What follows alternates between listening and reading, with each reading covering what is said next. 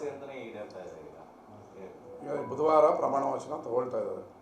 ಭಾಳ ಜನಗಳು 40 ವರ್ಷದ ಅವರ ಪರಿಶ್ರಮಕ್ಕೆ ಇವತ್ತು ಅವರು ನಂಬಿದಂಥ ದೇವರು ಹೈಕಮಾಂಡ್ ಸಿದ್ದರಾಮಯ್ಯನವರು ಈ ರಾಜ್ಯದ ಜನತೆ ಅವರ ಆಶೀರ್ವಾದದಿಂದ ಇವತ್ತು ಬುಧವಾರ ಮುಖ್ಯಮಂತ್ರಿ ಆಗ್ತಾಯಿದೆ. ನನಗೂ ಸಂತೋಷ ಆಗಿದೆ. ಭಾಳ ಬ್ಯಾಕ್ ಮಾಡ್ತಾಯಿದ್ರೆ ಅವ್ರ ಪರವಾಗಿ ಆ ಥರ ಏನಿಲ್ಲ. ನಾನು ಅವತ್ತು ಹೇಳೋದೊಂದೇ ಇವತ್ತು ಹೇಳೋದೊಂದೇ. ನನ್ನ ಕಷ್ಟ ಕಾಲದಲ್ಲಿ ಅವರು ನನ್ನ ಜೊತೆಗೆ ಇದ್ದರು.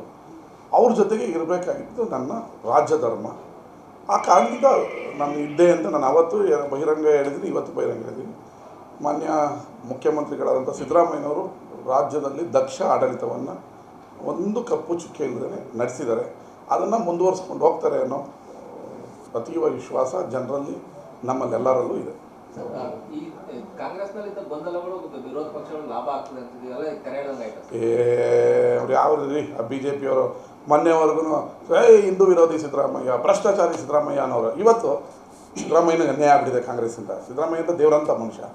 ಬರೀ ಅವ್ರಿಗೂ ಡಬಲ್ ಸ್ಟ್ಯಾಂಡರ್ಡು, ಒಂದು ಸ್ಟ್ಯಾಂಡರ್ಡ್ ಇಲ್ಲ BJP ಅವರಿಗೆ. ನಮ್ಮ ಮನೆಯ ಗುಟ್ಟು ಇದು. ನಾವು ಹೊಡೆದಾಡ್ಕೋತೀವೋ, ಪ್ರೀತಿ ಮಾಡ್ತೀವೋ, ಮುದ್ದಾಡ್ತೀವೋ, ಅದು ನಮಗೆ ಬಿಟ್ಟಿದ್ರು. ಅವ್ರಿಗೆ ಯಾಕೆ ನೋವು ಅಂತ ಗೊತ್ತಾಯ್ತಲ್ಲಪ್ಪ. ಒಂದು ಸ್ಟ್ಯಾಂಡರ್ಡಲ್ಲಿ ಇರಬೇಕಲ್ವಾ. ಮೊನ್ನೆಯವ್ರಿಗೆ ಏನು ಮಾತಾಡ್ತಿದ್ರು, ಈಗ ಕ್ಯಾಸೆಟ್ ಚೆಕ್ ಮಾಡಿ ಮೊನ್ನೆ ಏನು ಮಾತಾಡ್ತಿದ್ರು, ಇವತ್ತೇನು ಮಾತಾಡ್ತಿದ್ರು. ಸುಮ್ಮನೆ ಅವ್ರಿಗೇನು ಟೈಮ್ ಪಾಸ್ ಮಾಡೋಕ್ಕೆ ಏನು ಬೇಕೋ ಅದು ಮಾತಾಡ್ತಾ ಇರ್ತಾರೆ. ಅವ್ರ ಮಾತಿಗೆ ಒಂದು ತೂಕ ಇರಬೇಕು ರೀ. ವಿರೋಧ ಪಕ್ಷ ಅಂತ ಹೇಳಿದ್ರೆ ಈಗ ದೇವೇಗೌಡರು ದೇವರಾಜ ಅರಸು ಕಾಲದಲ್ಲಿ ವಿರೋಧ ಪಕ್ಷದಲ್ಲಿದ್ದರು. ಅವ್ರು ಮಾತಾಡ್ತಾರೆ ಅಂದರೆ ದೇವರಾಜ ಅರಸು ಅವರು ಸರ್ಕಾರ ನಡಗದಂತೆ. ಯಡಿಯೂರಪ್ಪನವ್ರು ಮಾತಾಡ್ತಾರೆ ಅಂದರೆ ವಿಧಾನಸೌಧ ಗುಡುಗುತ್ತೆ ಅನ್ನೋರು. ಈ ವೇಸ್ಟ್ ಏನು ಮಾತಾಡೋದು ನಾವು. ಅಷ್ಟೇ ಅವರು ಸ್ಟ್ಯಾಂಡರ್ಡಾಗಿ ಪಕ್ಷ ಕಟ್ಟಬೇಕು, ನೆಕ್ಸ್ಟ್ ಸರ್ಕಾರ ತರಬೇಕು ಅನ್ನೋ ಇಲ್ಲ. ನಾವು ಹೊಡೆದೋಗ್ಬಿಡ್ತೀವಿ, ನಾವು ಹೊಡೆದಾಡ್ಬಿಡ್ತೀವಿ, ಅದರಲ್ಲಿ ಬರ್ತೀವಿ ಅಂತ.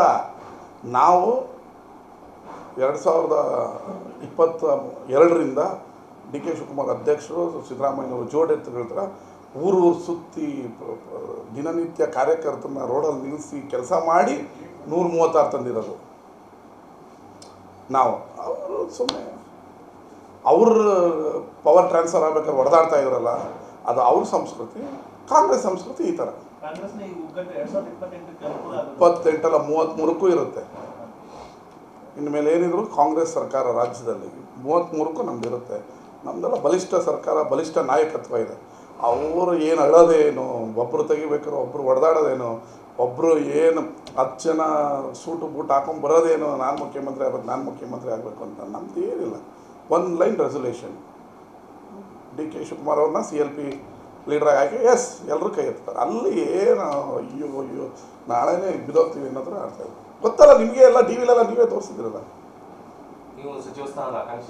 ನಾನು ಅವತ್ತು ಹೇಳ್ತಿದ್ದೀನಿ, ಇವತ್ತು ಹೇಳ್ತಾ ಇದ್ದೀನಿ. DK ಶಿವಕುಮಾರ್ ಆಗಿರೋರು ಮುಖ್ಯಮಂತ್ರಿ ಆಗಿರೋದು ನಾವೆಲ್ಲ ಅಧಿಕಾರಕ್ಕೆ ಬಂದ ಥರ ಕಳೆದ ಸಿದ್ದರಾಮಯ್ಯನವರ 3 ವರ್ಷ ಅವಧಿಯಲ್ಲೂ ಸಾಕಷ್ಟು ಅನುದಾನ ನನ್ನ ಕ್ಷೇತ್ರಕ್ಕೆ ಬಂದಿದೆ. ಈಗ ಇನ್ನಷ್ಟು ಅನುದಾನ ತಂದು ಕ್ಷೇತ್ರನ ಅಭಿವೃದ್ಧಿ ಮಾಡ್ತೀನಿ. ನಾನು ಯಾವುದೇ ಸಚಿವ ಸ್ಥಾನದ ಆಕಾಂಕ್ಷಿನೂ ಅಲ್ಲ, ನನಗೆ ಬೇಡ ಕೂಡ. ಯಾಕಂದರೆ ಫಸ್ಟ್ ಟೈಮ್ ಗೆದ್ದಿದ್ದೀವಿ. ಇನ್ನೂ ಭಾಳಷ್ಟು ಹಿರಿಯರಿದ್ದಾರೆ, ಅವ್ರನ್ನ ಮಾಡಲಿ. ಆ ಮಾತಿನಲ್ಲಿ ಬದಲಾವಣೆ ಇಲ್ಲ. ನಾವೇನು 39 ಜನ ಸೇರಿ ಸೈನ್ ಮಾಡಿ DK ಶಿವಕುಮಾರ್ ಅವ್ರಿಗೆ ಮತ್ತು ನಮ್ಮ ಸಿದ್ದರಾಮಯ್ಯ ಸಾಹೇಬರು ಕೊಟ್ಟಿದ್ದೀವಿ. 5 ಜನಕ್ಕೆ ಮಂತ್ರಿ ಸ್ಥಾನ ಕೊಡಬೇಕು ಅಂತ.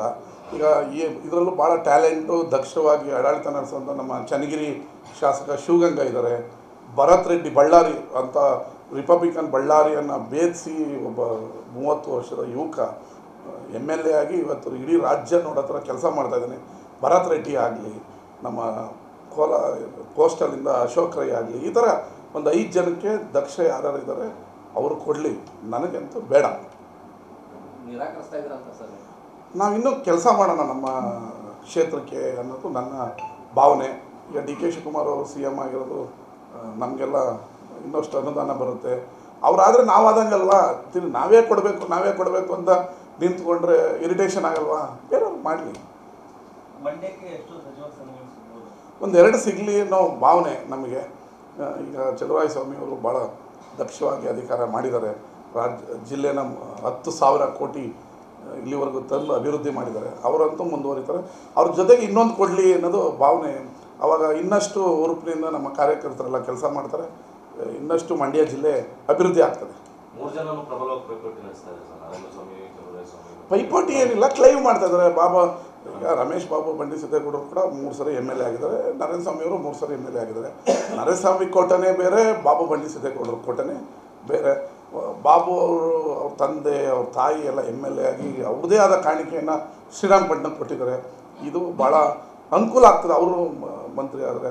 ಈಗ ನರೇಂದ್ರ ಸ್ವಾಮಿ ಅವರು 1 ಸರಿ ಆಗಿದ್ರು, ಅವ್ರ ಕೋಟನೇ ಬೇರೆ ಇದೆ. ಇವರು ಇನ್ನೊಂದು ಮಂತ್ರಿ ಸ್ಥಾನ ನಮ್ಮ ಜಿಲ್ಲೆ ಕೊಟ್ಟರೆ ಇನ್ನಷ್ಟು ಅಭಿವೃದ್ಧಿ ಆಗ್ತದೆ.